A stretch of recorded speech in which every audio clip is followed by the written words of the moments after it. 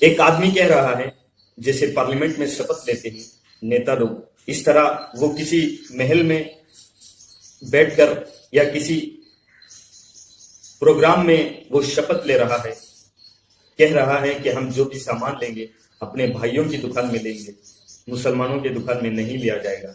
जो भी चीज हम जो मुसलमानों को नौकरी में रखे हैं हम उनको निकालेंगे और अपने ही भाइयों को नौकरी में रखेंगे।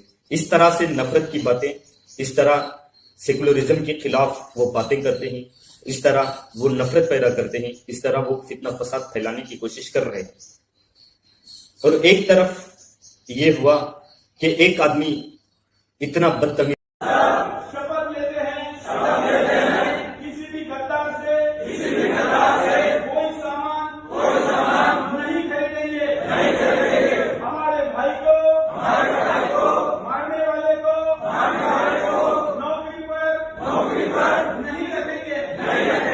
इस संकल्प को पूरा करने के लिए हमारी कुलदेवता, हमारे गुरुजन, भगवान हमको शक्ति दे, सामर्थ्य दे, यश दे, जय दे, विजय दे। एक आदमी इतना बदतमीजी कर रहा है, वो कह रहा है कि जिस तरह तरकारी नहीं ले रहे हैं, जिस तरह मुसलमानों की दुकान में तरकारी नहीं लिया जाता है, इस तरह मुसलमानों के सलून में भी हेयर स्टाइल नहीं कटवाना है। वो अपने ही भाइयों के दुकानों में हेयर स्टाइल कटवाएं, इस तरह वो भड़का रहा है, इस तरह वो फितना कर रहा है, इस तरह वो जुबान से जहर उगला रहा है, लोगों में फितना और नफरत पैदा कर रहा है। ये सब वाकयात मौजूद हैं। एक तरफ हमारे वो मुसलमान भाई जो एक छोटा सा मासूम बच्चा, सब्जियों का जिस तरह से आपने तबलीगियों का जो बाइकआउट किया, उसी तरीके से अब आप आ जाइए हिंदू सैलून में बाल कटवाएं। हिंदू सैलून में बाल कटवाएं या घर पे हिंदू अस्तुरा वाले को, नाई को बुलाएं। और क्योंकि विश्वस्त सूत्रों से पता चला है कि तबलीगी जो है वो लॉकडाउन के बाद वो जो है जावेद हबीब जैसे जो सैलून है उसके थ्रू आपको तौलिया से और उनके तमाम अस्तुरा से, तमाम इंस्ट्रूमेंट से वो कोरोना फैला सकते हैं। तो इसलिए ये जो तबलीगी जमात है जो पूरे देश में कोरोना फैलाने के लिए निकल चुका है, तमाम तरीके अपना रहा है, पेशाब के जरिए, थूक के जरिए, मल मूत्र के जरिए, सब्जियों में, दूध में, घी में और दही में और थूक मिलाकर, पेशाब मिलाकर ये तबलीगी जो कोरोना फैलाने का जो पूरा प्रसार कर रहे हैं। आपको कोरोना जैसी महामारी के जो तबलीगी जन्मदाता हैं, इनसे अगर बचना है तो आपको हिंदू सैलून में जाना पड़ेगा।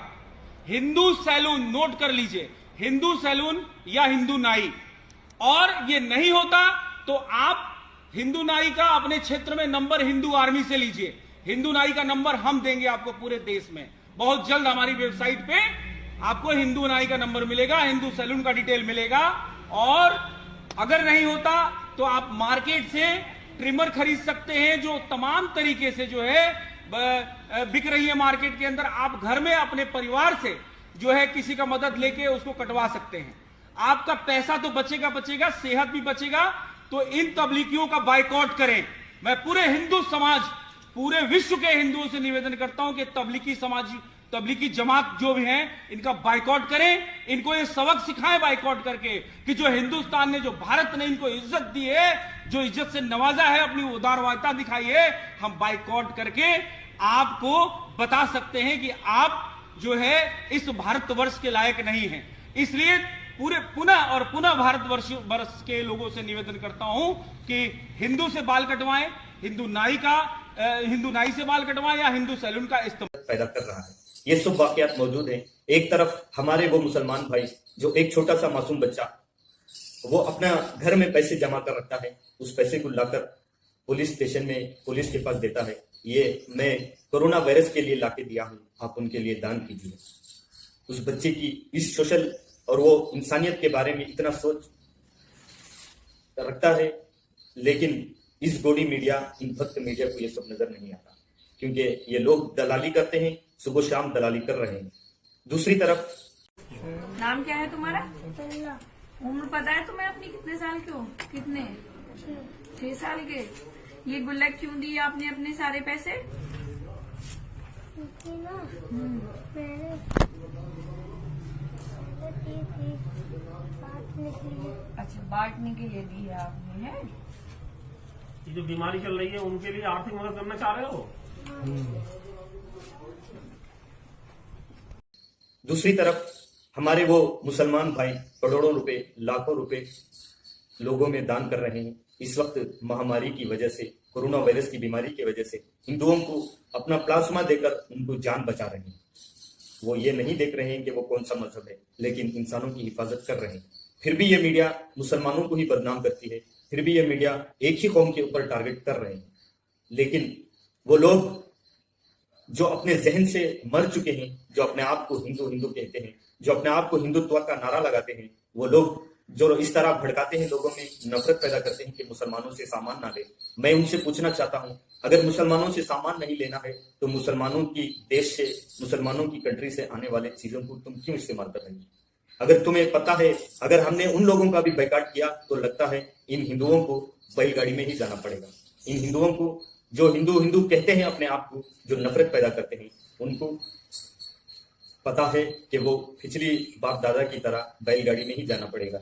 इस तरह वो मुसलमानों के देश से सामान खरीदेंगे, मुसलमानों के देश से आने वाले चीजों को अपनाएंगे, लेकिन यहाँ पर वो नफरत पैदा करेंगे, हिंदुस्तान को तोड़ने की बातें करेंगे, हिंदुस्तान में लोगों को नफरत और झगड़ा पैदा और कितना फसाद पैदा करेंगे। इसी तरह ये चाहते हैं कि किसी तरह हिंदुस्तान में खून खराबा हो। लेकिन दोस्तों, हमें हिंदुस्तान में हर उस शख्स को, चाहे वो हिंदू हो या मुसलमान, सिख हो या ईसाई, सब लोगों को आपस में मिलजुल कर अपने हिंदुस्तान की हिफाजत करना चाहिए। इन जैसे गद्दारों, इन जैसे आतंकवाद, इन जैसे नफरत और जहर फैलाने वाले जो अपने ही कौम के लोगों को बदनाम कर रहे हैं, इन लोगों को चाहिए, हर हिंदुस्तान के लोगों को चाहिए कि इनकी बातें में ना आए, हिंदुस्तान की हिफाजत करें, इंसानियत की हिफाजत करें। अपना धर्म, जात, जुबान सब कुछ छोड़कर इस वक्त चाहिए कि हम इंसानियत की हिफाजत करें और अल्लाह ताला हिंदुस्तान की हिफाजत करें, हिंदुस्तान में रहने वाले हर शख्स की और खास